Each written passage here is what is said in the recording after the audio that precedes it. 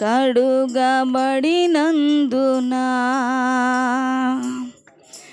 యేసయ్యా నీ రక్తముచే కడుగబడినందున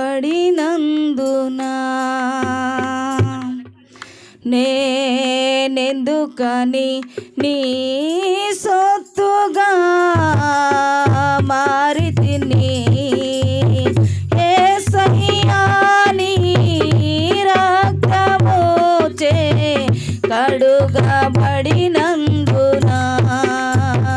యేసయ్యా నీ రక్తముచే కడుగబడిన నీ అనాది ప్రణాళికలో హర్ష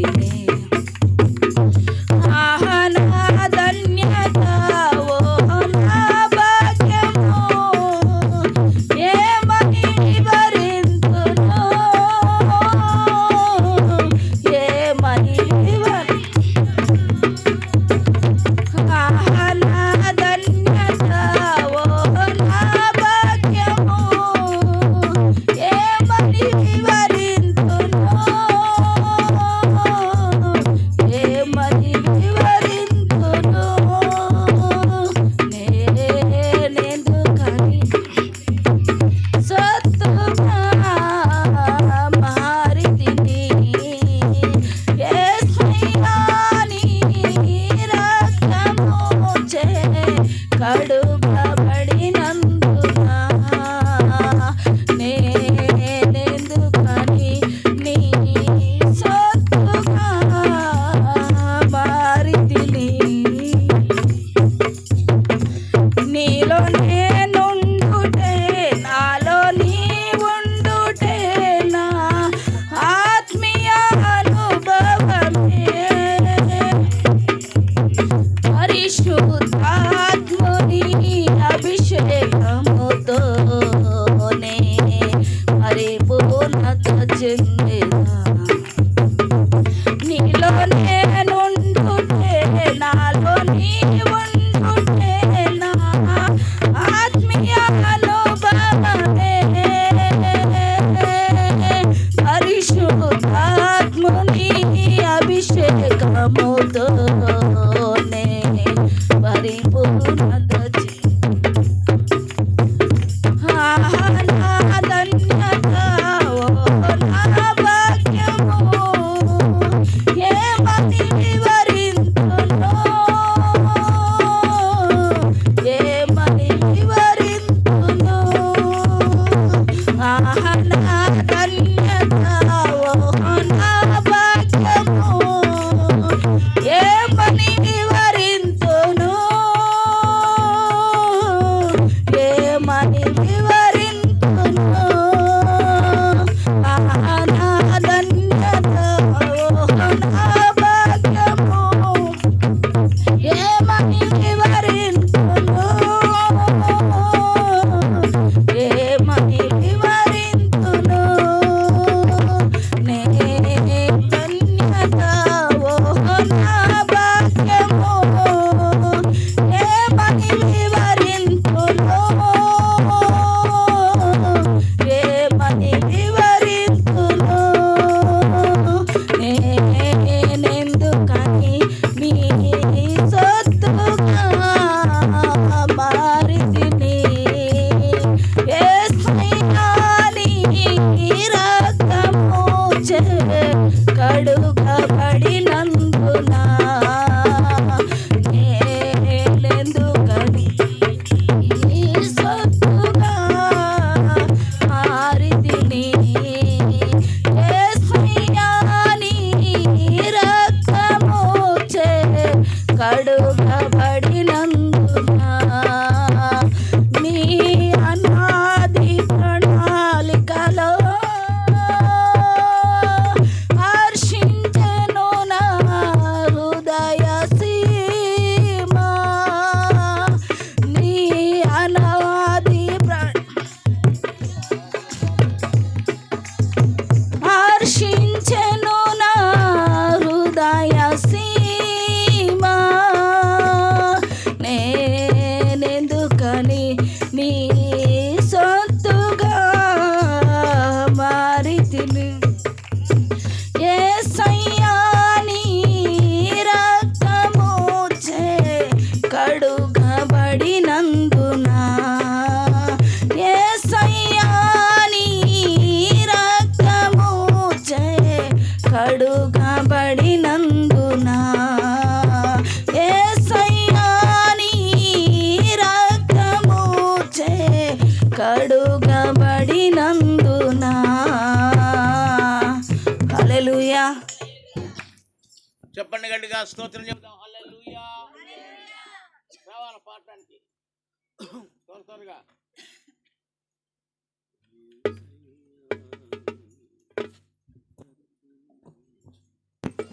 హల్లెలూయా. సృష్టికర్తవైన యెహోవా నీ చేతి పని అయిన నాపై ఎందుకింత ప్రేమ. సృష్టికర్తవైన యెహోవా నీ చేతి పని అయిన నాపై ఎందుకింత ప్రేమ.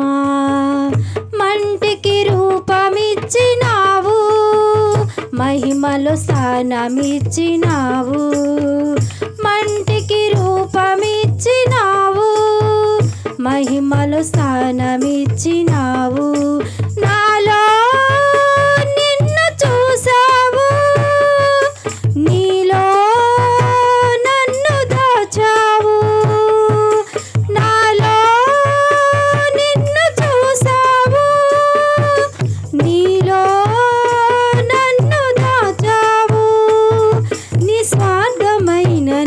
ప్రేమ మరణము కంటే బలమైనది నీ ప్రేమ నిస్వార్థమైన నీ ప్రేమ మరణము కంటే బలమైనది నీ ప్రేమ సృష్టికర్తవైన యెహోవా నీ చేతి పని అయిన నాపై ఎందుకింత ప్రేమ ఏకాంతి లేని నిశీదిలో ఏ తోడు లేని విషాదపు వీధులలో ఎన్నో అపాయపు అంచులలో నన్నాదుకున్న నా కన్న తండ్రివి ఏకాంతి లేని నిశీదిలో ఏ తోడు లేని విషాదపు వీధులలో ఎన్నో అపాయపు అంచులలో నన్నాదుకున్న నా కన్న తండ్రివి యేసయ్యా నన్ను అనాథగా విడువక యేసయ్యా నన్ను అనాథగా విడువక నీలాంజనములతో నాకు పునాదులు వేసితివి నీలాంజనములతో నాకు పునాదులు వేసితివి సృష్టికర్తవైన యెహోవా నీ చేతి పని అయిన నాపై ఎందుకింత ప్రేమ సృష్టికర్తవైన యెహోవా నీ చేతి పని అయిన నాపై ఎందుకింత ప్రేమ నిసారమైన నా జీవితములో నిట్టూర్పులే నన్ను దినమెల్లగా వేధించగా నశించిపోతున్న నన్ను వెదకి వచ్చి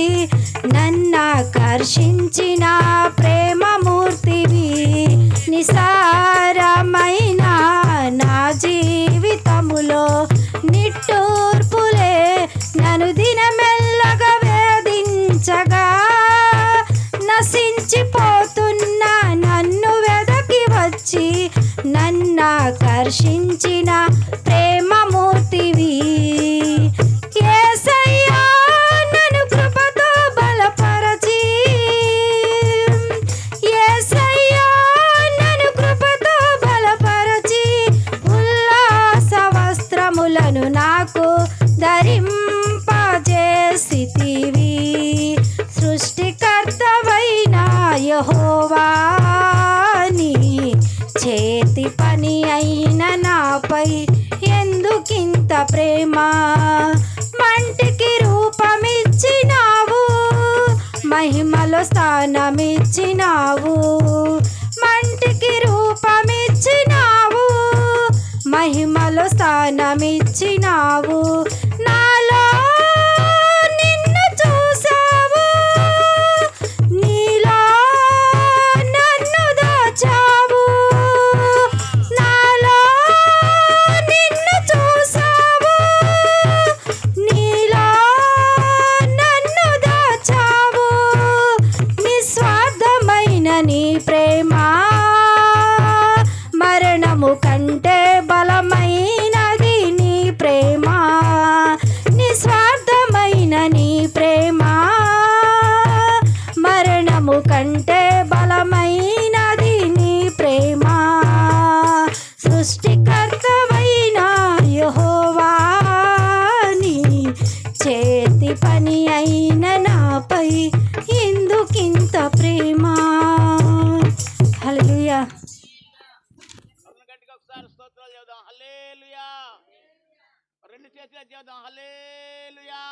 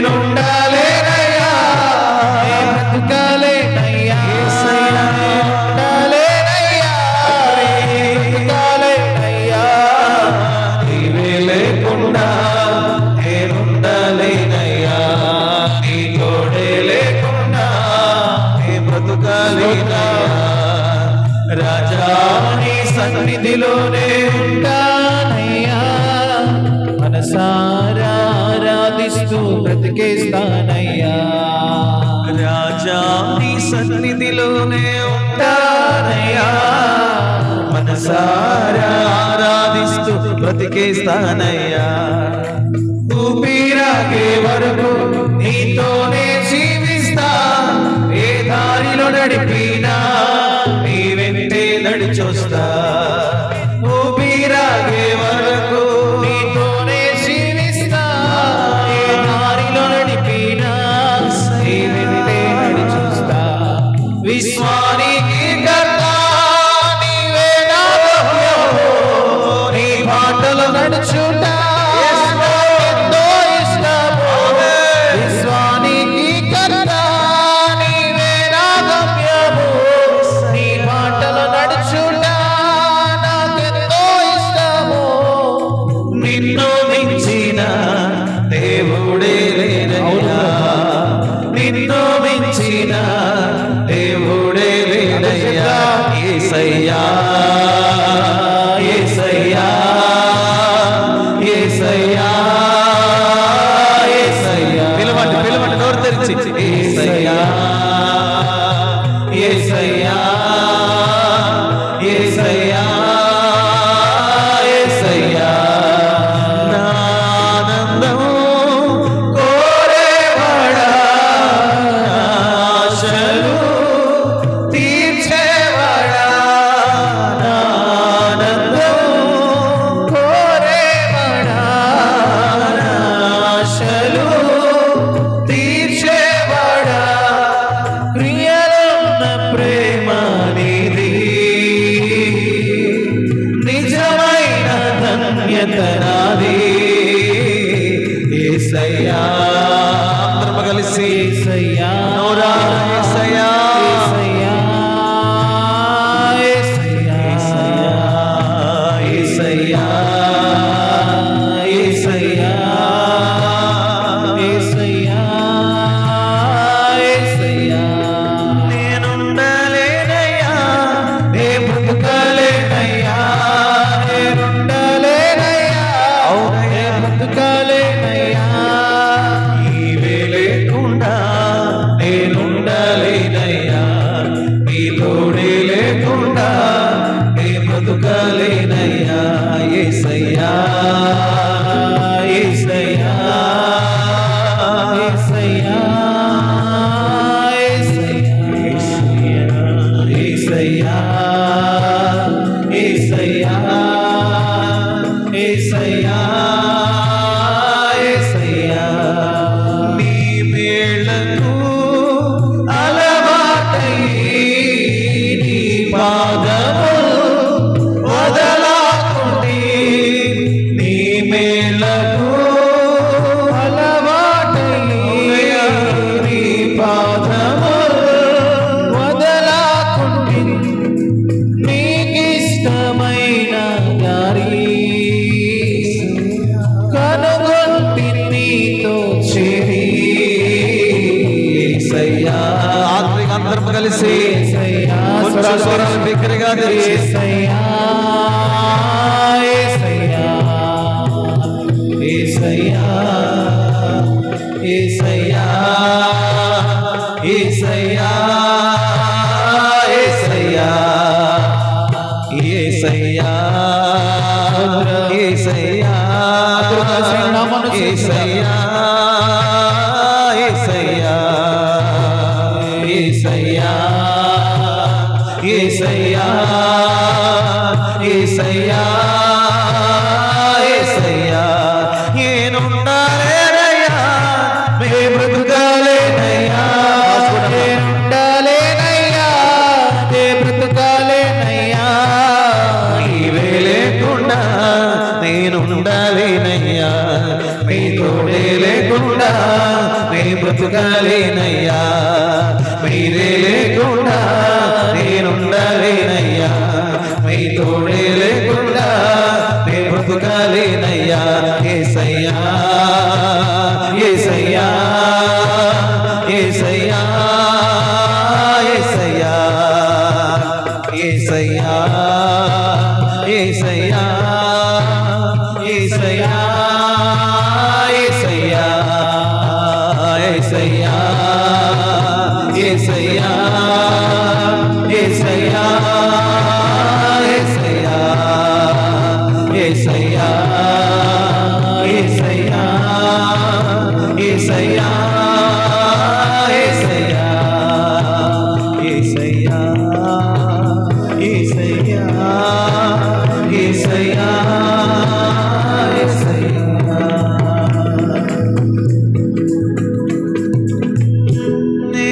నేనుండాలేనయ్యా, నేను బ్రతుకాలేనయ్యా, నీవే లేకుండా నేను బ్రతుకాలేనయ్యా, నీ తోడే లేకుండా నేను ఉండాలేనయ్యా. చేతులు సరిగా పైకి చాపి నా ఆనందం కోరేవాడా, మా ఆశను తీర్చేవాడా. ఈ మాట చెప్తామా? ఇలా చెప్తూ ఉండగానే ప్రతి ఒక్కర ప్రభు మహిమలో తీర్చబడునగా, ఇలా చెప్తూ ఉండగానే ప్రభు యొక్క సహాయం మన మీదకి దిగి వచ్చునగా. నా ఆనందం కోరేవాడా, మా ఆశను తీర్చేవాడా, క్రియలున్న ప్రేమ నీది, నిజమైన ధన్యత నాది. చేతులు పైకి చాపి యేసయ్యా యేసయ్యా యేసయ్యా యేసయ్యా యేసయ్యా యేసయ్యా యేసయ్యా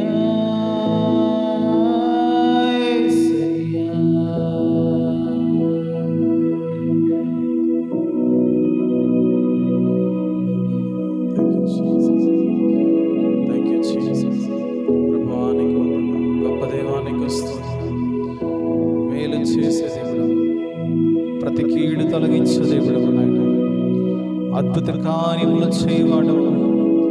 మా పక్షముగా నీ ఆలోచనలు ఉన్నతమై ఉన్నవి ప్రభా.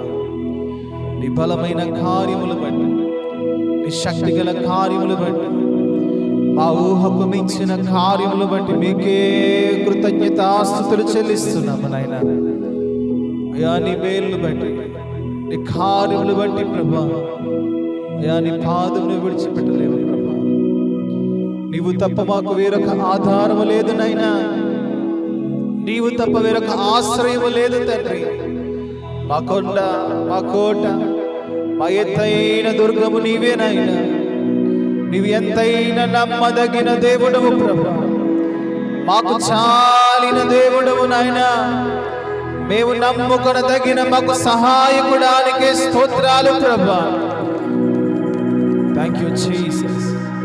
యేసయ్యా, ఓ బలమైన కోటానికి స్తోత్రాలు చెల్లిస్తాను. రక్షణకర్తమైన మా ప్రభువానికి స్తోత్రాలు. విడువని ఎడబాయిన దేవుడవు తండ్రి, మానక ప్రేమిస్తున్న దేవుడవు తండ్రి. ఓ దినదినము నూతనముగా నీ వాత్సల్యమైన పుట్టుచున్నందుకు నీకు స్తోత్రాలు ప్రభా.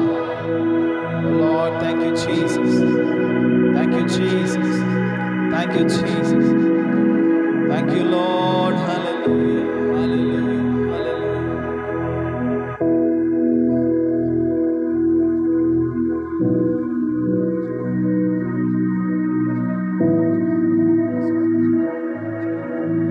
ప్రార్థన చేసుకుందాం. సర్వాధికారమైన దేవా, పరిశుద్ధుడా, మహోన్నతుడైన మా తండ్రి, ఘనమైన శ్రేష్ఠుని నామాన్ని బట్టి మీకు వందనాలు, స్తోత్రాలు చెల్లిస్తాం. రాత్రి గల సమయంలో ఈ స్థలం అందు ప్రీతిగా చేరి సంఘములుగా నీ నామాన్ని స్తుతించడానికి, ఆరాధించడానికి, నీ నామాన్ని మహిమపరచడానికి అయ్యా మరొకసారి మాకు ఇచ్చినటువంటి గొప్ప తరుణమును బట్టి, అవకాశం బట్టి నీకు వందనాలు చెల్లిస్తున్నాం ప్రభా. అయ్యా నీవు మమ్మల్ని చూచున్న దేవుడు అయినావు, నువ్వు మమ్మల్ని మర్చిపోని దేవుడు అయినావు ప్రభా. అయ్యా కుడిచిన ప్రతి ఒక్కరి బట్టి నీ కృప, నీ సహాయం నిత్యం అనుగ్రహించమని ప్రార్థిస్తుంది. ఈ కొడుకుని ఏర్పాటు చేసే కుటుంబం మీద దర్శనం దయచి, ఓ నీ బలమైన కార్యములు జరిగించారు అయ్యా, నీ ఉన్నతమైన కార్యములు జరిగించారు. నీ చిత్తము, నీ ఆలోచన ఏమై ఉందో సమస్తమును కూడా నడిపించమని ప్రార్థిస్తున్నాం ప్రభా. నీవే గణపరచాలి, నీవే సహాయం ఇచ్చి జరగబోయే కార్యక్రమం అంతట్లో కూడా, వాక్య పరిచయంలో కూడా నీ సహాయం అనుగ్రహించి మీ దాసుల ద్వారా నీ ఆత్మ కార్యములు జరిగించండి. మీరే మహిమ పొందమని అజడన యేసుక్రీస్తు వారి యొక్క పరిశుద్ధ నామంలో ప్రార్థించి స్తుతించి వేడుకుంటున్నాం తండ్రి. ఆమేన్.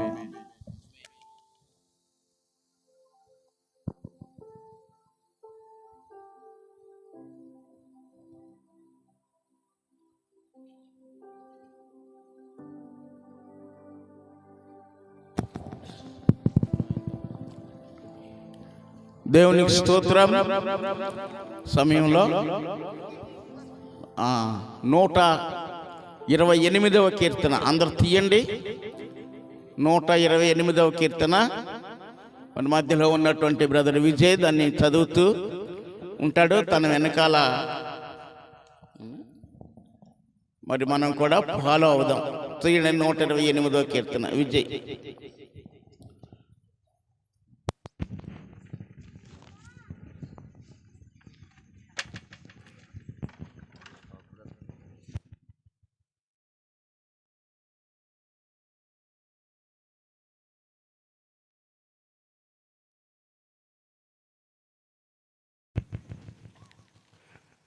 నూట 128 దావీదు కీర్తన చదువుకుందామండి.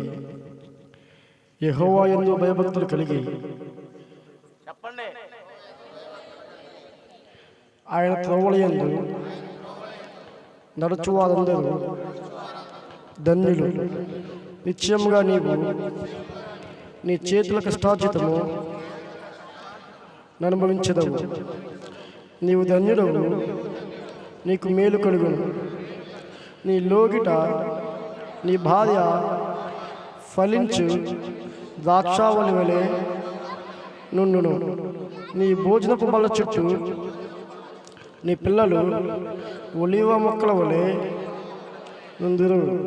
యెహోవా యందు భయభక్తులు గలవాడు ఇలాగ ఆస్వాదింపబడును. ఈ సియోనులో నుండి యెహోవా నిన్ను ఆశీర్వదించును. నీ జీవితకాలమంతయు యెరూషలేమునకు క్షేమం కలుగుట చూచెదవు. నీ పిల్లల పిల్లలను నీవు చూచెదవు. ఇశ్రాయేలు మీద సమాధానమునుగాక. పరిశుద్ధ వాక్యం దేవుడు దీవించుగాక. దేవునికి స్తోత్రం. మరి ఇప్పటి వరకు మరి స్తుతి ఆరాధనలో నడిపించిన దైవజనులు ఇర్మియా గారికి, అలాగే ఈ కీర్తన చదివించినటువంటి బ్రదర్ విజయ్కి, వారికి మన సంఘం తరపున వారికి నా వందనాలు తెలియజేస్తూ ఉన్నాను.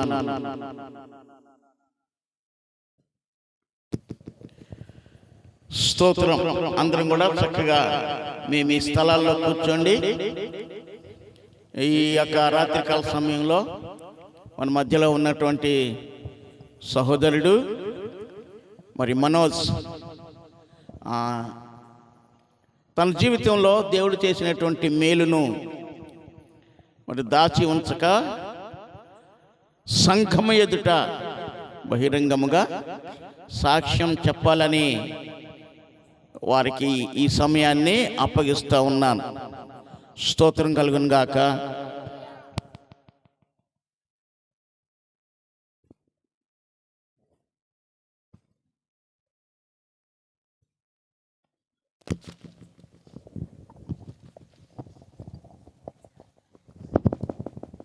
దేవునికి స్తోత్రం కలుగును గాక.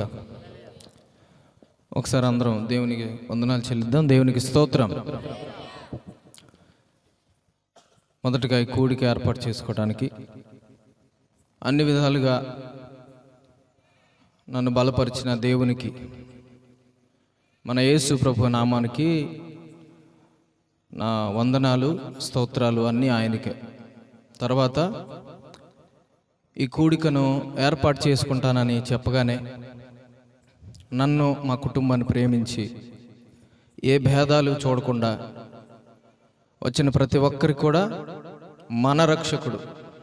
మన రక్షకుడైన యేసుక్రీస్తు నామములో మీ అందరికీ నా హృదయపూర్వకమైన వందనాలు తెలియజేసుకుంటున్నాను. నేను ఎలాగే నిలబడి మాట్లాడగలను ఆగకుండా, కానీ సమయాన్ని గమనించి మరి వాక్యం, దేవుడు మనతో మాట్లాడబోయే వాక్యం కోసం మనందరం కలిసి ఎదురు చూడాలి. కాబట్టి కొన్ని నిమిషాలు మాత్రమే నేను నాకు ఇవ్వబడిన సమయాన్ని వాడుకోవాలనుకుంటున్నాను. కాబట్టి దయతో శ్రద్ధగా వినాలని నేను కోరుకుంటున్నాను. దేవునికి స్తోత్రం చెప్పండి ఒకసారి. హల్లెలూయా. నేనేంటి, నా మనస్తత్వం ఏంటి, నా పద్ధతి ఏంటి అనేది ముందుగా నాతో పాటు నా ఇంట్లో ఉండేవారికి, తర్వాత నా కుటుంబ సభ్యులు అయిన వారికి, మా ఇంటి చుట్టుపక్కల ఉండేవారికి ప్రతి ఒక్కరికి తెలుసు. లోటుపాట్లు కావచ్చు, మరి బలహీనతలు కావచ్చు, ప్రతిదీ కూడా అందరూ నాతో చెప్పకపోయినా మాట్లాడకపోయినా అందరూ గమనిస్తూనే ఉంటారు. అది అందరికీ తెలిసిన విషయమే. అయితే అవన్నీ పక్కన పెడితే నా జీవితంలో దేవుడు ఏం చేశాడు, ఏం జరిగింది అనేది మీ అందరికీ కొన్ని విషయాలు నేను చెప్పాలని కోరుకుంటున్నాను. 2015వ సంవత్సరంలో అప్పుడు గోదావరి మహాపుష్కరాలు జరుగుతున్నాయి. నేను బీటెక్ మొదటి సంవత్సరం చదవటానికి అని చెప్పి రాజమండ్రి వెళ్ళటం జరిగింది. అంతకుముందు ఏమైందంటే, నా జీవితంలో దేవుడు కొందరిని ప్రాముఖ్యమైన పాత్రలుగా వాడుకున్నాడు. ఆయన దగ్గరికి చేర్చుకోవడానికి, ఆయన తాను నాకు పరిచయం చేసుకోవడానికి కొంతమంది వ్యక్తుల్ని, వాళ్ళు నా జీవితంలో చాలా ముఖ్యమైన పాత్రలు పోషించారు. వాళ్ళ పేర్లు కూడా నేను చెప్పడానికి ఇష్టపడతాను. నాకు మొట్టమొదట ఇంజనీరింగ్కి తాడేపల్లిగూడెం వాసవి ఇంజనీరింగ్ కాలేజీలో సీట్ వచ్చింది. అప్పుడు మా రమేష్ బావ చాట్రాయ మండలం చిత్తపూర్ గ్రామంలో వాళ్ళు ఉంటారు. వాళ్ళ స్వస్థలం అది. కానీ వారు వృత్తిరీత్యా దివాన్ చెరువు, అంటే రాజమండ్రి రూరల్ హైవే మీద దివాన్ చెరువు అనే ఒక ఊరు ఉంటుంది. ఆ ఊరిలో అంతకుముందుగా రాజమండ్రి సెంట్రల్ జైలు వెనకాల ఒక ఇంట్లో అద్దెకి, చిన్న గృహంలో అద్దెకి వాళ్ళు ఉండేవారు. అయితే వాళ్ళను ఏమాత్రం కూడా సందేహపడకుండా మా బావ నాతో ఒక మాట అన్నాడు, మనోజ్ నువ్వు ఇక్కడికి వచ్చేయి, ఏది తాడేపల్లిగూడెం నుంచి రాజమండ్రికి చాలా దూరం అయినప్పటికీ నువ్వు అక్కడికి వచ్చేయి, నా దగ్గర ఉండి నువ్వు కాలేజీకి వెళ్దు కానీ, బస్సులో కానీ, ఏదో విధంగా వెళ్దు కానీ, నేను చూసుకుంటాను నిన్ను అనేవాడు. తల్లి లేదనేటువంటి సానుభూతి కొంత, తర్వాత మా కుటుంబ సభ్యుడే కాబట్టి నేనంటే చాలా అమితమైన ప్రేమ ఆయనకి. అందుకు నేను ఎప్పుడు కూడా ఆయనకు రుణపడి ఉంటాను. నేను నోటితో చాలా మాటలు చెప్పను, కానీ నా మనసులో తలపోసుకుంటూ ఉంటాను చాలా విషయాలు. నేను ఆ రీతిగా నన్ను ఆదరించి అంత దూరంలో సీటు వచ్చినప్పుడే మా ఇంటి నుంచి వెళ్తూగాని అన్నవాడు. తర్వాత నేను ఏం చేశానంటే, రెండో కౌన్సిలింగ్లో మరలా కాలేజీ ఆప్షన్స్ పెట్టుకున్నప్పుడు నాకు రాజమండ్రి రాజనగరం హైవే మీద ఉండేటువంటి గైట్ ఇంజనీరింగ్ కాలేజ్, ఇప్పుడు గోదావరి గ్లోబల్ యూనివర్సిటీ అయ్యింది అది. నేను చదువుకునేటప్పుడు గైట్ ఇంజనీరింగ్ కాలేజ్, అది ప్రఖ్యాతి చెందిన కాలేజే. అక్కడ సీట్ రాగానే నన్ను వెంటనే సంతోషంతో వాళ్ళ కుటుంబంలోకి చేర్చుకొని అక్కడే ఆయన నన్ను పోషిస్తూ, మా తండ్రి మా నాన్నతో అన్ని విషయాలు నేను చూసుకుంటానని చెప్పి అక్కడ నుంచి నన్ను చాలా బాగా కాలేజీకి పంపిస్తూ నన్ను వాళ్ళు చాలా బాగా పోషించారు, చూసుకున్నారు, నన్ను చాలా ఆదరించారు. మొదటి సంవత్సరం అక్కడ ఉండి, రెండో సంవత్సరం అక్కడ ఇబ్బంది పడుతున్నారని తెలిసి ఇబ్బంది అనిపించి, నేను ఇందాక చెప్పిన దివాన్ చెరువు అనే గ్రామంలో ఒక పీజీఎం అనే ఒక స్కూల్ ఉంటుంది, క్రిస్టియన్ మిషనరీ స్కూలు. ఆ స్కూల్కి దగ్గరలో ఒక ఇల్లు చూసాం మేము వెళ్ళి. ఆ ఇంట్లో దిగుదామని చెప్పి కుటుంబంతో పాటు నేను కూడా వారితోనే ఉన్నాను. అయితే అక్కడికి వచ్చిన కొద్ది రోజులకి ఇదే ఫిబ్రవరి నెలలో, మీరు నమ్మండి నమ్మకపోండి, ఇదే ఫిబ్రవరి నెల 2017వ సంవత్సరం, నేను ఒకరోజు మీ అందరికి దానికంటే ముందు ఒక విషయం చెప్తాను. నేను కూడా అందరిలాంటి వ్యక్తినే. ఒక యవనస్తుడు లేదా ఒక యవన ప్రాయానికి వచ్చినటువంటి అమ్మాయి కానీ అబ్బాయి కానీ ఎలాంటి త్రోవల్లో వెళ్తారో, ఎలాంటి ఆలోచనలు వాళ్ళు కలిగి ఉంటారో, ఎలాంటి ప్రవర్తన వాళ్ళలో ఉంటుందో ప్రతి ఒక్కరిలో ఉండేదే నాలో ఉంది. నేనేం ప్రత్యేకమైన వ్యక్తిని కాదు.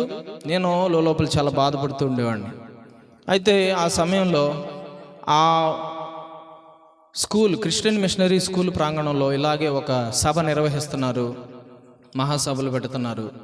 అదేంటో నాకు తెలియదు, కానీ ఆ స్కూల్ ముందు నుంచి ఒకరోజు నేను కాలేజీకి రెడీ అయ్యి 9 గంటలకి నడుస్తూ వెళ్తుంటే నా మనసులో ఒక తలంపు పుట్టింది. అక్కడ ఆ బ్యానర్ చదివి నేను కూడా వెళ్ళాలి అని. నేను చిన్నప్పటి నుంచి మీ అందరి మధ్య పుట్టి పెరిగిన వాడిని కాబట్టి మీకు ఈ విషయాలు ఆశ్చర్యంగా అనిపించకపోవచ్చు. అయినా సరే అది మీ దృష్టికి ఎలాగున్నా కానీ నేను చెప్పి తీరాలి. నా మనసులో ఆలోచన పుట్టింది. నేను అనుకున్నాను, వెళుతూ సాయంత్రం కాలేజీ నుంచి వచ్చినామంటే రెడీ అయ్యి అక్కడికి వెళ్ళాలి, అక్కడ ఏం జరుగుతుందో ఏంటో అని చెప్పి అనుకొని ఆ మీటింగ్స్కి నేను వెళ్ళాను. మీరు నమ్మరు ప్రియులరా, ఆ మీటింగ్స్కి నేను వెళ్ళిన మొట్టమొదటి రోజు ఆ ప్రాంగణంలోకి అడుగు పెడుతుంటేనే మీరు చూడండి, ఇప్పటికీ కూడా మీలో ప్రతి ఒక్కరికి అనుభవం ఉంటుంది. గుడికి వెళ్తున్నప్పుడు బయట ఉన్నప్పుడు మన మనసులో కానీ మన చుట్టూ ఉన్న పరిస్థితులు ఒకలాగా ఉంటాయి, మన మైండ్ లోపల ఒక నడుస్తూ ఉంటుంది. మరి గుడి లోపలికి అడుగు పెట్టగానే తెలియని ప్రశాంతత, దేవుని సన్నిధి, దేవుని యొక్క ప్రత్యక్షత మనకి అక్కడ మన చుట్టూ ఆవరించినట్టుగా అనిపిస్తూ ఉంటుంది. దేవుణ్ణి ఎవరైతే ప్రేమిస్తారో వారు ఖచ్చితంగా ఇది అనుభవించగలుగుతారు. వాళ్ళు ఎక్కడికి వెళ్తారు ఏంటనేది నేను భేదాలు చెప్పను, కానీ ప్రతి ఒక్కరూ దేవుని మనస్సారా ప్రేమించి ఇష్టపడే వారికి ఇది అనుభవించగలుగుతారు. అయితే నేను ఆ ప్రాంగణంలోకి అడుగు పెట్టగానే నాకు తెలియనటువంటి ఒక ప్రశాంతమైన వాతావరణం నా చుట్టూ ఏర్పడింది. ఆ మీటింగ్స్కి నేను వెళ్ళాను. అక్కడ జరుగుతున్నదంతా ఇప్పుడు మీలో కొంతమందికి ఎలాగైతే ఈ విధి విధానాలు కొత్తగా ఉన్నాయో నాకు అలాగే కొత్తగా ఉన్నాయి అప్పుడు. అయితే నేను లోపలికి వెళ్ళగానే నన్ను తెలియకపోయినా సరే నన్ను అక్కడ వాలంటీర్స్ నన్ను చాలా ప్రేమించి పిలిచి అక్కడ అది అన్ని చూపించి చెప్పారు. 4 రోజులు వరుసగా వెళ్ళాను. 5వ రోజున వాళ్ళందరూ కూడా ప్రార్థన చేయమని చెప్పారు. వాక్యం చెప్పడం పూర్తయిపోయింది. కెనడా నుంచి డేవిడ్ స్మిత్ అనే ఒక దొరగారు, ఇంగ్లీష్ ఆయన వచ్చారు. ఆయన వాక్యం చెప్తుంటే ట్రాన్స్లేట్ చేస్తున్నారు. ఆ వాక్యం నేను వింటున్నాను. నాకు ట్రాన్స్లేట్ చేయాల్సిన అవసరం లేకుండానే నాకు వినపడుతుంది. ఎందుకంటే మా తల్లిదండ్రులు నాకు అటువంటి చదువు నేర్పించారు. దేవునికి స్తోత్రం కలుగును గాక. నాకు మొదటిసారి అర్థమవుతుంటేనే నేను దేవుని స్తుతించుకుంటున్నాను. అందరూ రెండోసారి ట్రాన్స్లేట్ అవుతున్నప్పటికీ వాళ్ళకి అర్థమవుతుంది. అయితే వాక్యం చెప్పేశారు. చివరి రోజున అందరం కలిసి ప్రార్థన చేద్దాం, దేవుడు మనతో మాట్లాడతాడని చెప్తున్నారు. నాకు అంతా కొత్తగా ఉంది. ఇదేంటి దేవుడు మాట్లాడడం ఏంటి, దేవుడు మనతో మాట్లాడతాడు అంటున్నారు ఏంటి, అసలు ఇది ఎక్కడిది, ఇది ఎప్పుడు నేను చూడలేదు అనుకుంటున్నాను. నాకున్న సందేహాలు, నాకున్న అపోహలు నాలో నడుస్తూనే ఉన్నాయి, ఎదురుగా జరుగుతూనే ఉంది. అయితే వారు ప్రార్థించమని చెప్పినప్పుడు అందరూ కలిసి ఇలాగా చుట్టుగా చేరి ప్రార్థన చేస్తుంటే ఉన్న పళంగా మీరు నమ్మండి నమ్మకపోండి నా మీదకి ఒక ప్రకాశవంతమైన వెలుగు, ఆ వెలుగు మీరు చూడండి, సూర్యుడి వైపు చూస్తుంటే తీక్షణంగా 5 క్షణాలు కూడా మనం చూడలేము. కానీ ఆ వెలుగు ఎలాంటిదంటే ఒక్క క్షణం కూడా నేను దాన్ని చూడలేకపోయి కింద పడిపోయాను. మీరు నమ్మండి, అక్కడ ఇలాగా ఉద్రేకపూరితమైన ఆరాధన ఏమీ జరగట్లేదు, వాయిద్యాలు ఏమీ ఉద్రేకపూరితంగా వాయించట్లేదు, మనసుని మైమర్పించేటువంటి సంగీతం అక్కడ రావట్లేదు, మెస్మరైజ్ చేసే పరిస్థితులు అక్కడ ఏమి లేవు. కేవలం ప్రార్థన మాత్రం చేస్తున్నారు అందరు కలిసి. నేను కూడా ప్రార్థన చేస్తున్నాను. ఉన్నట్టుండి వెలుగు నా మీదకి రాగానే నేను కింద పడిపోయాను. జరుగుతున్నది ఏంటో నాకు తెలుస్తుంది, కానీ నా శరీరం నా స్వాధీనంలో లేదు.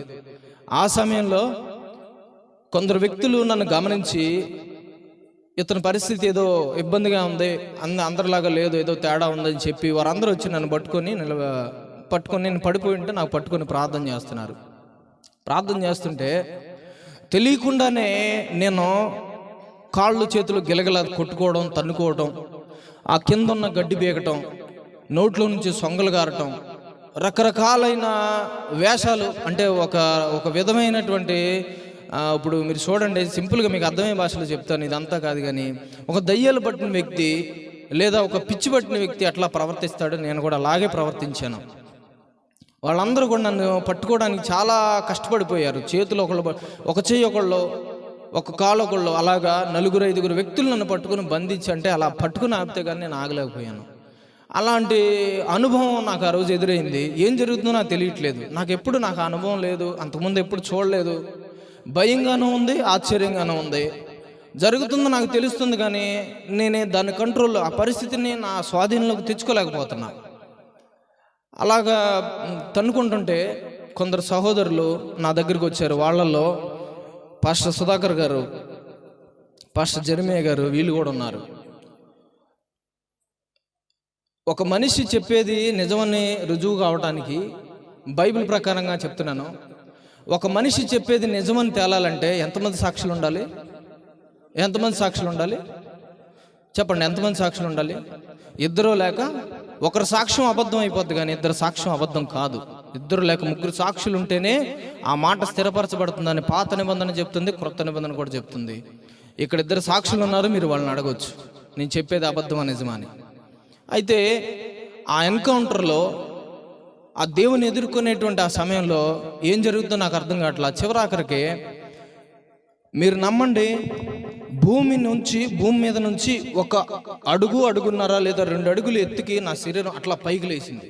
అది నాకు తెలుస్తుంది. వాళ్ళు నన్ను పట్టుకుని కిందకి నొక్కుతున్నారు లేకుండా.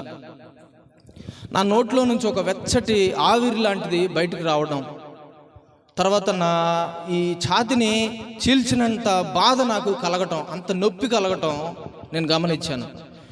ఈ ప్రకారంగా నాకు 7 సార్లు జరిగింది. 7 సార్లు జరిగిన తర్వాత నిమ్మలమైపోయాను. నిమ్మలమైపోతే వీళ్ళలో నన్ను పట్టుకున్న వాళ్ళలో ఒకళ్ళు అంటున్నారు, బ్రదరు మనవాడికి ఆ అపవిత్రాత్మల నుంచి ఆ చీకటి నుంచి ఆ విడుదల వచ్చేసింది, మరి ఇంకా మనం లేపి కూర్చోబెడదామన్నారు. నేను కళ్ళు తెరవట్లా, నాకు వినపడుతుంది, కానీ నేనేం చేయలేకపోతున్నా. అప్పుడు ఇంకొకళ్ళు అన్నారు, లేదండి అతను గనక దేవుడు పూర్తిగా అతన్ని బాగు చేసి ఉంటే అతను తనంతట తానే లెగుస్తాడు, ఇంకొకసారి మనం ప్రార్థన చేద్దామని చెప్పి మళ్ళీ ప్రార్థన చేస్తుంటే వాళ్ళందరూ అంటున్నారు, ఇప్పుడు మీకు ఎలాగైతే యేసు రక్తం అని కానీ స్తోత్రం హల్లెలూయా స్తుతులు చెప్తుంటే వింతగా అనిపిస్తుందో, వాళ్ళందరూ యేసు రక్తం అంటుంటే నాకు గిట్టట్లేదు, ఆ పదమే నచ్చట్లేదు. ఆ పదం అంటుంటే నాకు అసలు నచ్చట్లే, అసహ్యం వేస్తుంది. ఆ టైంలో వినబుద్ధి కావట్లా.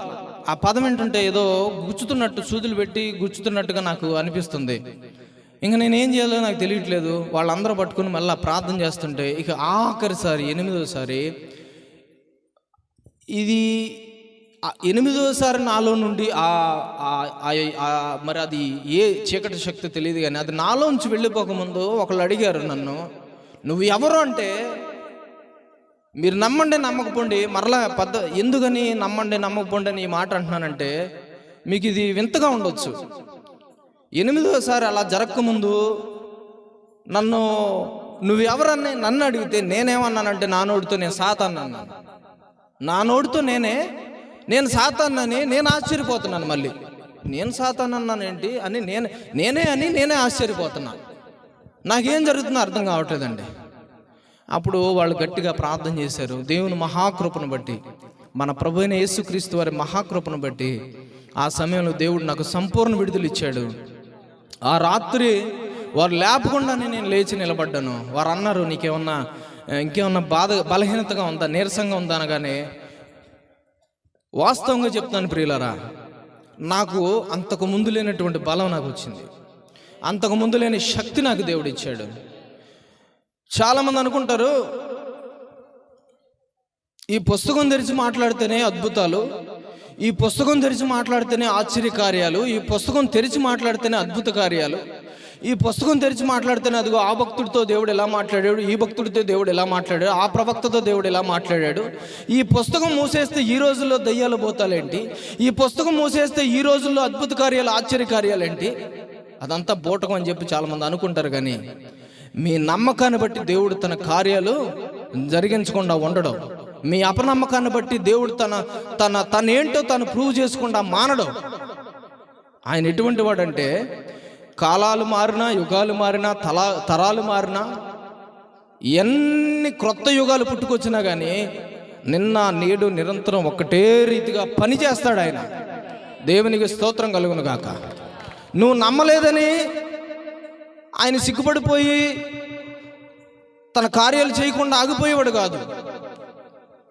ఆయన మాట్లాడతాడు అనే విషయాన్ని నువ్వు ఈరోజు కూడా మాట్లాడతాడు అనే విషయాన్ని నువ్వు నమ్మట్లేదని, ఈ అమ్మాయి ఈవిడ మాట్లాడట్లేదుగా, ఈ నా భక్తుడు నన్ను నమ్మేటువంటి ఈ వ్యక్తి నేను మాట్లాడతాననే విషయాన్ని నమ్మట్లేదు కదా, మౌనంగా ఉందాం అనుకునేవాడు కాదు ఆయన. ఏదో ఒక విధంగా నీతో మాట్లాడటానికి ప్రయత్నం చేసేవాడు. ఏదో ఒక విధంగా మనకు అద్భుతం ద్వారా మనల్ని దగ్గరికి తీసుకోవడానికి, ఒక గొప్ప కార్యం చేసి మనల్ని బలపరచడానికి చూసే దేవుడు ఆయన. స్తోత్రం చెప్పండి. హల్లెలూయా. ఆ రీతిగా ఆ రోజు నేను గొప్ప విడుదల పొందుకున్నాను.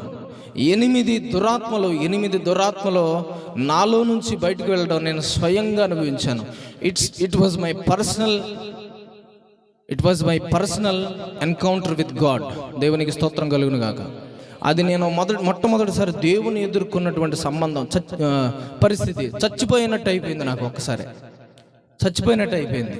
కానీ మీరు నమ్మండి ప్రియులారా, ఎప్పుడైతే నన్ను అలాగా ఆఖరిది నాలో నుండి అలా పోయిందో, నన్ను లేపగానే నేను ఏదో నూతన బలం నాలోకి వచ్చినట్టు, నూతన శక్తి, నన్ను ఎవరో 100-1000 ఏనుగుల బలం అంటారు కదా, అంతటి బలం నాకు వచ్చినట్టు అనిపించింది. అంతటి శక్తి నాలోకి వచ్చినట్టు అనిపించింది. అది నేను స్వయంగా అనిపించాను కాబట్టి ఈరోజు నేను ఇలా నిలబడి ఇంత ధైర్యంగా మీకు చెప్పగలుగుతున్నాను. దేవునికి స్తోత్రం చెప్పండి. అప్పటి నుంచి ఆ పాస్టర్ గారిని, ఆ సేవకుడిని, ఆ మీటింగ్స్ ఏర్పాటు చేసిన వ్యక్తుల్ని, వీళ్ళని విడిచిపెట్టకుండా వాళ్ళతోనే కలిసి ఉంటూ అనేకమైన విషయాలు నేర్చుకుంటూ ఉండేవాడిని. నా మైండ్ ఎలాంటిదంటే స్కెప్టికల్ థింకింగ్ నాకు ఉండేది. స్కెప్టికల్ థింకింగ్ అంటే ప్రతిదానికి నాకు కారణం కావాలి, ప్రతిదానికి నాకు రుజువు చూపిస్తే కానీ నేను నమ్మను. అలాంటి వ్యక్తిని. అలాంటి నాకు ప్రతి రుజువు దేవుడు తన వాక్యం ద్వారా మాట్లాడుతుండేవాడు. ప్రార్థన చేస్తే దేవుడు నాతో మాట్లాడేవాడు అండి. ఎక్కువగా నేను ఒంటరిగానే ఉంటాను.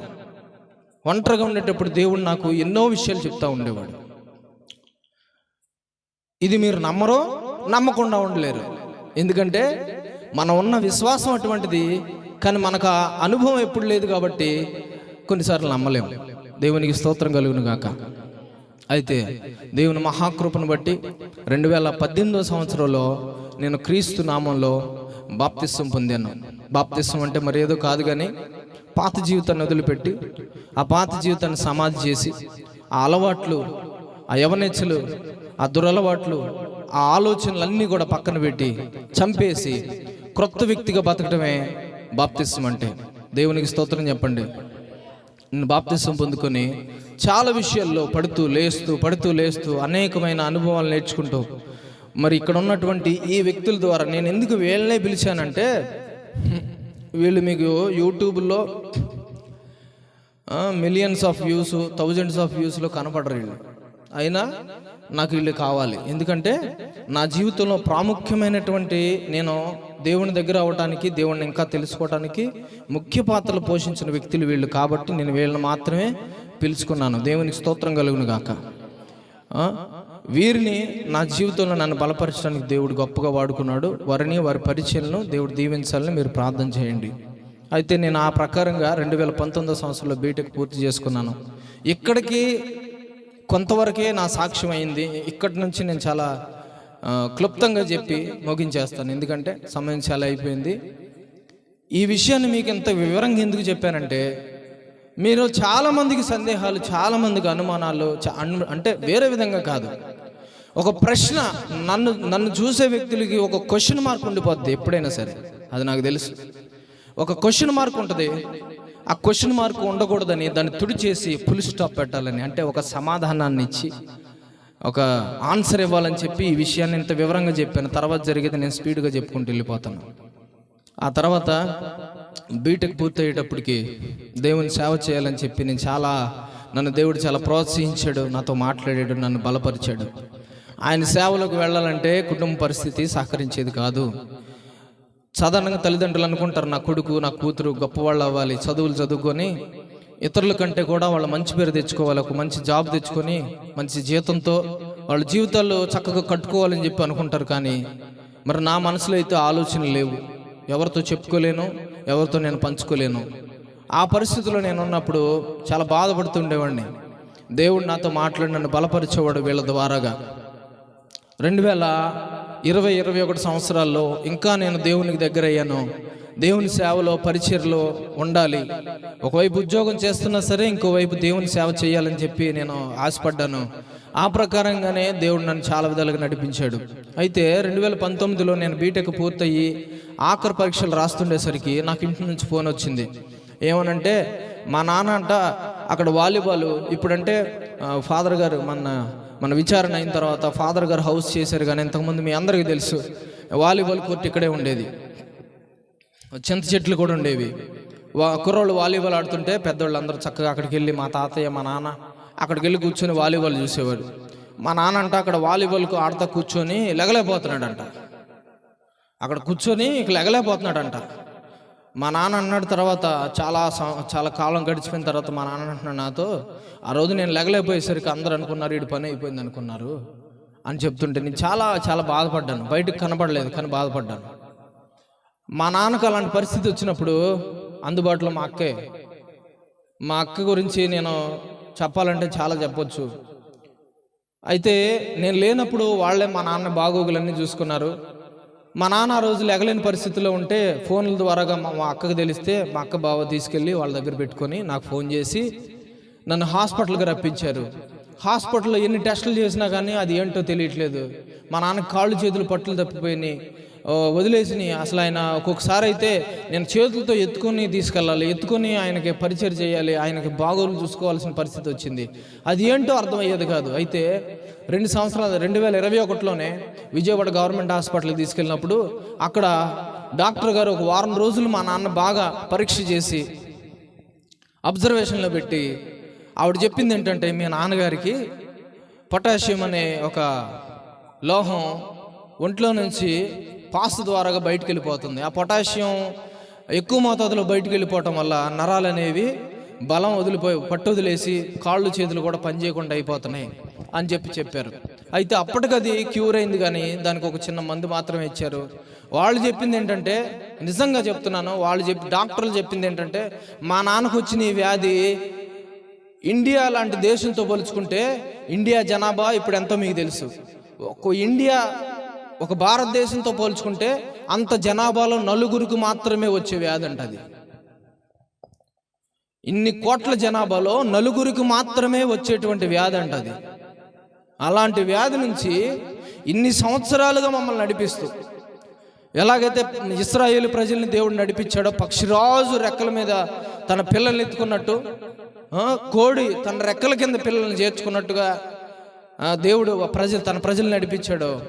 నన్ను మా నాన్నే మా కుటుంబాన్ని కూడా దేవుడు ఎంతవరకు తీసుకొచ్చాడు. అందుకు దేవునికి మహాస్తోత్రం కలుగును గాక. హల్లెలూయా. మరి అలాంటి అరుదైన వ్యాధి మా నాన్నకు వచ్చినా కానీ ఆయన బతికిచ్చాడు. ఇన్ని సంవత్సరాలు కూడా ఆయన తీసుకొచ్చాడు. చాలా సందర్భాల్లో నెలకొకసారి, 2 నెలలకు ఒకసారి, 6 నెలలకు ఒకసారి బయట వేస్తూ ఉండేది. ఏం చేయాలో అర్థమయ్యేది కాదు. దానికి ఒక క్యూర్ అనేది లేదు కాబట్టి, ఒక పరిష్కారం లేదు కాబట్టి ఏం చేయాలో మాకు అర్థమయ్యేది కాదు. మీలో చాలామంది ఈ పరిసరాల్లో ఉండేవాళ్ళు చూసే ఉంటారు. అంబులెన్స్ ఎక్కించేటప్పుడు, మరి హడావుడిగా ఆటోల్లో తీసుకెళ్ళేటప్పుడు చాలాసార్లు చూసే ఉంటారు. వెళ్ళిన ప్రతిసారి నేను అనుకుంటున్నాను, ప్రభువా సజీవులుగా తిరిగి వస్తామా అనుకునేవాడిని. కానీ దేవుడు తన బలమైన హస్తాన్ని మా మీద ఉంచి మమ్మల్ని సజీవులుగానే తీసుకొచ్చాడండి. దేవునికి స్తోత్రం కలుగును గాక. 2024లో చివరిసారి మా నాన్నకు అది ఎక్కువైనప్పుడు అప్పుడు మేమే పెద్ద పొరపాటు చేసాం. హాస్పిటల్ తీసుకెళ్తే వారం రోజులు ఉంచాల్సి వస్తుంది. ఒక దెబ్బతో 30-40 వేలు, ఒక్కోసారి 50 వేలు కూడా అయిపోతున్నాయి. ఏం చేయాలో తెలియనప్పుడు సరే కొంతకాలం ఇంటికాడ మందులు వాడదాం అనుకున్నాం. 2024లో అలాంటి పరిస్థితి వచ్చింది. అప్పుడు డాక్టర్ గారు ఇంత క్రితంసారి మనం చూపించుకోవటానికి వెళ్ళినప్పుడు మందులు రాశాడు కదా, అయ్యే తీసుకొచ్చి వాడదామని నేను మా అక్క కలిసి ఏలూరు వెళ్ళి ఒక 2,500-3,000 రూపాయలు ఖరీదు చేసి మందులు తీసుకొచ్చి ఆ రాత్రి మా నాన్నకి ఇబ్బంది పడుతున్నాడని చెప్పి వేస్తే ఏమైందంటే అది చాలా పెద్ద తప్పుగా మారిపోయి పొరపాటు అయిపోయి మా నాన్నకి ఆ మందులన్నీ కలిసి రియాక్షన్ వచ్చేసిందండి. అర్ధరాత్రి 1-2 జోషి నేను కలిసి బండి మీద మధ్యలో కూర్చోబెట్టుకొని చింతలపూడి గవర్నమెంట్ హాస్పిటల్ తీసుకెళ్తే అక్కడ చాలా ఆడావుడైపోయింది. పల్స్ పడిపోతుంది, బీపీ పడిపోతుంది. అసలు మనిషి బాగా గట్టిగా అరుస్తున్నాడు, నన్ను చంపేయండి అంటున్నాడు, నాకు ఏదైనా ఇచ్చి నన్ను చంపేయండి అంటున్నాడు. నాకేం చేయాలో అర్థం అవ్వట్లేదు. అప్పుడు డాక్టర్లు అన్నారు, మీరు ఎక్కడ కాదు విజయవాడ తీసుకెళ్ళిపోండి అంటే, పరిస్థితి ఇలా ఉన్నప్పుడు తీసుకెళ్తే మరి దారిలో ఏమన్నా జరిగితే అని చెప్పి నాకు చాలా ఆందోళన అయ్యింది. అప్పుడు అంబులెన్స్ మాట్లాడుకొని జోషి నేను కలిసి విజయవాడ తీసుకెళ్ళాము. ఆయన ఏం చేశాడంటే, హాస్పిటల్లో ఒక అతను ఉంటాడు, అతను ఏం చేశాడంటే యూరిన్ నడవట్లేదని చెప్పి పాస్కి పద్దకు తీసుకెళ్లాల్సి వస్తుందని చెప్పి యూరిన్ బ్యాగ్ వేసాడు. ఆ యూరిన్ బ్యాగ్ వేసి ట్యూబ్ పెట్టేటప్పుడు అడ్డదిడ్డంగా చేయటం వల్ల ఇక్కడ నుంచి విజయవాడ వెళ్ళే వరకు కనీసం 1.5 లీటర్ రక్తం గారిపోయిందండి. ఆ 1.5 లీటర్ రక్తం గారుకుంటేనే ప్యాంట్ అంతా తడిసిపోయింది. ఆ 1.5 లీటర్ రక్తం గారుకుంటే అక్కడికి తీసుకెళ్ళాం. హాస్పిటల్ వాళ్ళు అందరూ మమ్మల్ని తిడుతున్నారు, తీసుకొచ్చి మంచి పని చేశారు కానీ ఎవరు ఎట్లా చేశారని చెప్పి మమ్మల్ని అందరూ తిడుతున్నారు. మేమేం మాట్లాడలేకపోతున్నాం. ఆ సమయంలో కూడా 1 వారం రోజులు అబ్జర్వేషన్లో ఉంచి మా నాన్నే అద్భుతమైన రీతిలో ఆయన బాగు చేసి మరలా మమ్మల్ని ఇంటికి తీసుకొచ్చాడండి. ఎన్నిసార్లు పడినా కానీ దానికంటే ఇంకొకసారి ఎక్కువగా లేవనెత్తి దేవుడు మన దేవుడు. స్తోత్రం చెప్పండి ఒకసారి. నిజమన్న వాళ్ళు స్తోత్రం చెప్పండి. అలాంటి గొప్ప కార్యాలు మన పట్ల ఆయన చేయగలడు. నీ తప్పులు చూసేవాడు కాదు ఆయన, నువ్వు చేసిన పాపాలను బట్టి నిన్ను పిలవకుండా ఉండేవాడు కాదు ఆయన. ఆయన పిలిచిన వారిలో 99 మంది పాపాత్ములేనండి, ఎవరో ఒక పరిశుద్ధుడు ఉంటాడు. నేను చెప్తున్నాను, ఇదిగో నాతో పాటు ఇక్కడ ఏలూరు నుంచి వచ్చారు. వీరందరూ కూడా ఒకప్పుడు వాళ్ళకి ఇష్టమైన జీవితాలు జీవించేవాళ్లే, చాలా పాపంలో ఉన్నవాళ్లే. కానీ ఈరోజు వాళ్ళ పాపుల్ని పిలుచుకొని పరిశుద్ధులుగా మార్చి, ఇదిగో నా పరిచర్య మీరు జరిగించండి, నా గురించి అనేకులకి మీరు ఎలాగైతే నన్ను గురించి తెలుసుకున్నారు అనేకులకి మీరు నా గురించి ప్రకటించండి అని చెప్పి దేవుడు చెప్పాడు కాబట్టి వారు చేస్తున్నారు. వారంతటా వారు స్వతహాగా వచ్చి నిర్ణయాలు తీసుకొని సంఘాలు పెడదాం, వాళ్ళని మారుద్దాం, వీళ్ళని మారుద్దాం, వాళ్ళని అక్కడి నుంచి వాళ్ళని తీసుకొద్దాం, ఇక్కడి నుంచి వాళ్ళని తీసుకొద్దాం అని చెప్పి ఆలోచన ఉన్న వాళ్ళు ఎవ్వరు ఇక్కడ లేరు. అలాంటి వాళ్ళు ఉంటే నేను పిలిచేవాడినే కాదు. స్తోత్రం కలుగును గాక. కాబట్టి ఏ భేదం లేకుండా పిలవగానే వచ్చిన మీ కొద్ది మంది మిమ్మల్ని బట్టి నేను దేవునికి మహా స్తోత్రాలు వందనాలు తెలియజేసుకుంటున్నాను. నా జీవితంలో ఇది ఒక ముఖ్యమైన ఘట్టంగా నేను భావిస్తానండి. ఇక్కడున్న ప్రతి ఒక్క ముఖం నాకు గుర్తే. మీ అందరినీ కూడా ప్రతిదినం నా ప్రార్థనలు నేను జ్ఞాపకం చేసుకుంటూనే ఉన్నాను. నేను ఈ కూటం పెట్టాలని చెప్పి అనుకుని ప్రార్థన చేస్తున్నప్పుడు నాకు ఏ ముఖాలైతే దేవుడు చూపించాడో వాళ్ళందరూ ఇక్కడికి వచ్చారు. మీరు నమ్మినా నమ్మకపోయినా సరే. మరి అటువంటి గొప్ప కార్యాలు, ఘన కార్యాలు మన దేవుడు మాత్రమే చేయగలడండి. మన దేవుడు మాత్రమే చేయగలడు. ఆయనే ప్రభువైన యేసుక్రీస్తు. దేవునికి స్తోత్రం కలుగును గాక. ఇంకా అనేకమైనటువంటి మేలులు చేశాడు. చెప్పాలంటే చాలా ఉన్నాయి, కానీ ఇంతకంటే ప్రాముఖ్యమైనది దేవుని వాక్యం. ఆయన మనందరితో మాట్లాడబోతున్నాడు. కాబట్టి చాలా జాగ్రత్తగా మీరు అందరూ వినాలని, విని మీరు అందరూ కూడా ఆశీర్వదించబడి ఇక్కడి నుంచి వెళ్ళాలని చెప్పి నేను కోరుకుంటూ ఈ సమయాన్ని నేను దైవ సేవకులకు తిరిగి అప్పచెప్తున్నాను. దేవుని పరిశుద్ధమైన నామానికి వందనాలు. ఈ సాక్ష్యాన్ని దేవుడు మీ అందరి హృదయాల్లో స్థిరపరిచి దీవించునుగాక. ఆమెన్.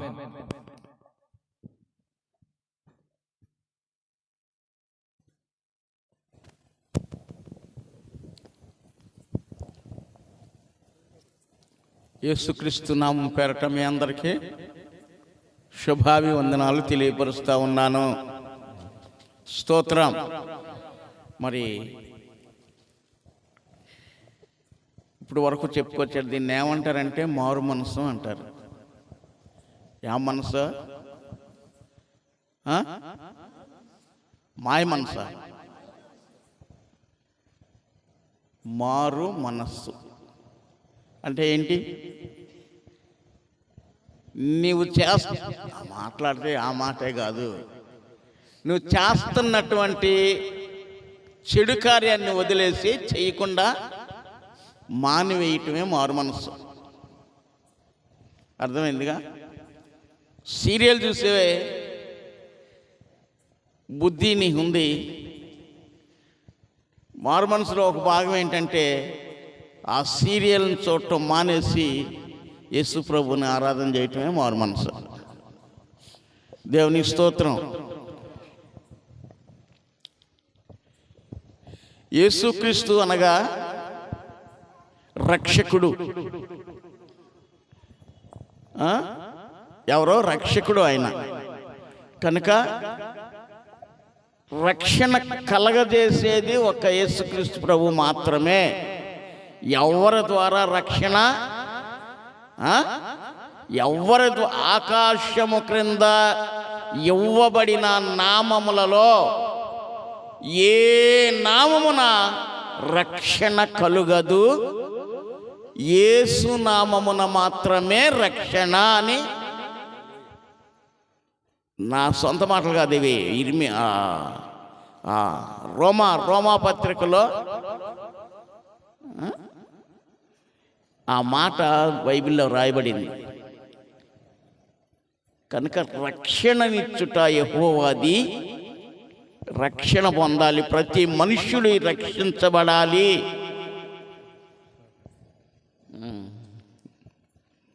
ప్రతి వ్యక్తి కూడా ఏం చేయబడాలి? రక్షించబడాలి. దేవునికి స్తోత్రం కలుగును గాక. ఒకసారి అందరు కూడా ప్రభు స్తోత్రం చెబుదాం. హల్లెలూయా. Okay, right. సమయం 7:30 అయింది.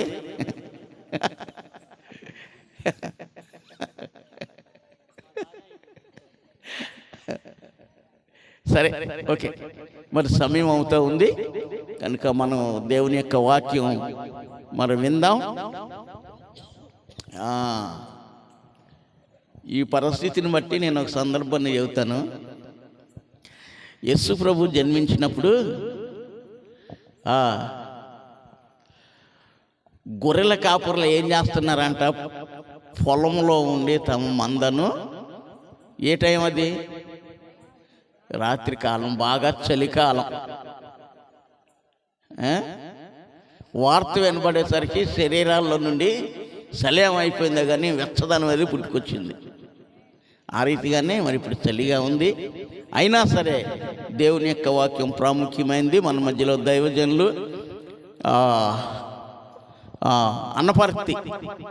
అన్నపర్తిలో సేవ చేస్తున్నటువంటి దైవజనులు తర్వాత హైదరాబాద్ వెళ్ళి సినిమా యాక్టర్లకే సువార్త చెప్పి వచ్చినటువంటి దైవజనులు. దేవుడు ఆ మహాకృప ఇచ్చారు ఆయనకి. సుధాకర్ పాస్టర్ గారు మన మధ్యలో ఉన్నారు. ఈ రాత్రి వారి ద్వారా దేవుని యొక్క వర్తమానాన్ని విందాం. దయచేసి అందరూ కూడా ఒకసారి గట్టిగా మీ కరతాళ ధ్వనుల ద్వారా, ఆ ధ్వనుల మధ్యలో సేవకులు మన మధ్యలోకి వస్తారు. ఈ సమయం వారికి అప్పగిస్తుంది. కొట్టండి.